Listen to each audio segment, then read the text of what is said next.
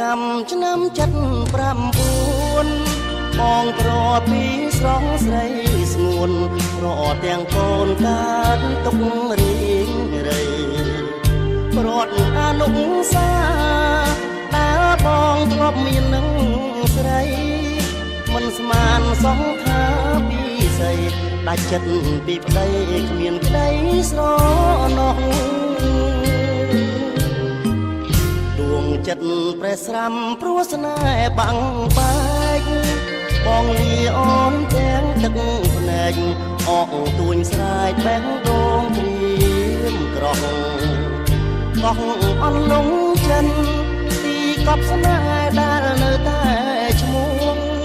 រត់ហើយស្នេហ៍ដីកោះបងលាព្រោះសង្គ្រាមគ្រួសារចប់ហើយលិចហើយរឿងបងនឹងអូននំស្វាយភូមិដំរីកូនបងដឹកដៃស្ងួនឆ្លងទឹកជឿផ្សារតែចិត្តបងវិញមិនដាល់តិចទេជីវ៉ា